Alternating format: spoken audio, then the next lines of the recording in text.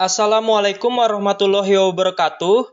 Perkenalkan, nama saya Gary Purnomo Aji Sutrisno dengan tutor Dr. Kondrat Sawang, DRS, MPD dengan Lembaga Pelatihan BPSDM Kalimantan Tengah tahun 2022. Di sini saya akan mereview mengenai agenda 3 yaitu Manajemen ASN dan Smart ASN. Manajemen ASN adalah pengelolaan ASN untuk menghasilkan ASN yang pertama, profesional, yang kedua, bebas dari intervensi politik, yang ketiga, bersih dari praktik KKN, dan yang keempat, memiliki nilai dasar dan etika profesi.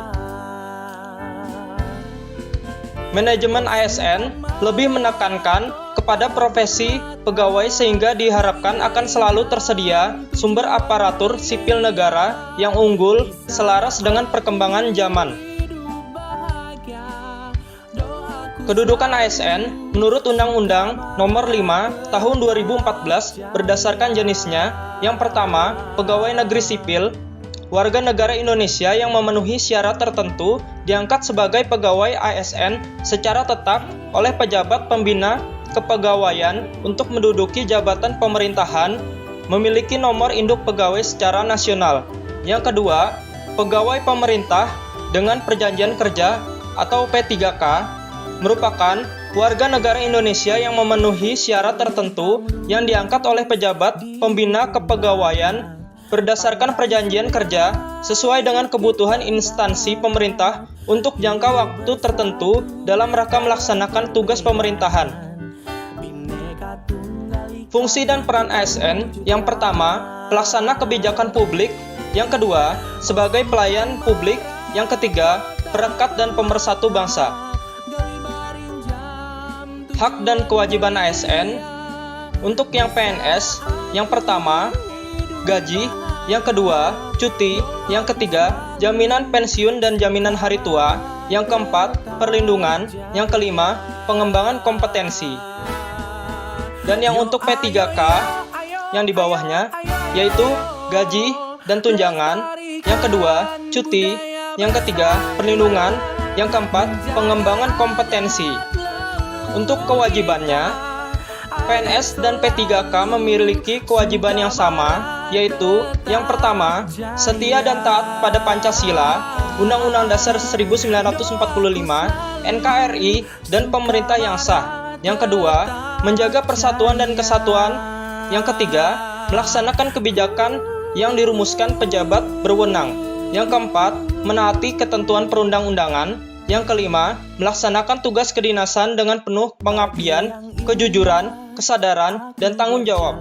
Yang keenam, menunjukkan integritas.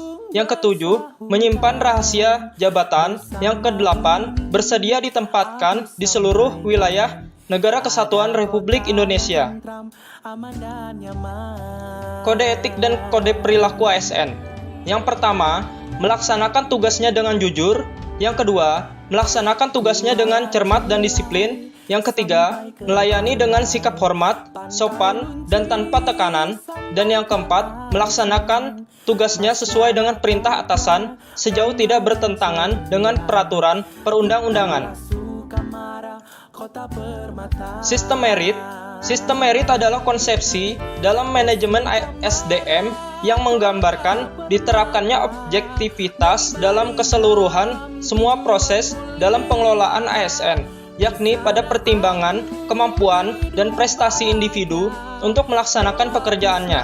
Manfaatnya, yang pertama, mendukung keberadaan penerapan prinsip akuntabilitas. Yang kedua, dapat mengarahkan SDM untuk dapat mempertanggungjawabkan tugas dan fungsinya. Yang ketiga, instansi pemerintah mendapatkan pegawai yang tepat dan berintegritas untuk mencapai visi dan misinya. Jaminan sistem merit dalam monitoring, penilaian, dan pengembangan. Yang pertama, pangkat dan jabatan. Yang kedua, pengembangan karir. Yang ketiga, mutasi pegawai. Dan yang terakhir, penilaian kinerja. Selanjutnya, Smart ASN. Literasi digital dalam Smart ASN. Yang pertama, kecakapan menggunakan media digital atau digital skills. Yang kedua, budaya menggunakan digital culture. Yang ketiga, etis menggunakan media digital ethics. Dan yang terakhir, aman menggunakan media digital safety. 4 pilar literasi digital. Yang pertama, etika, menjunjung tinggi etika. Yang kedua, budaya, berbudaya dalam bermedia. Yang ketiga, keamanan dalam bermedia.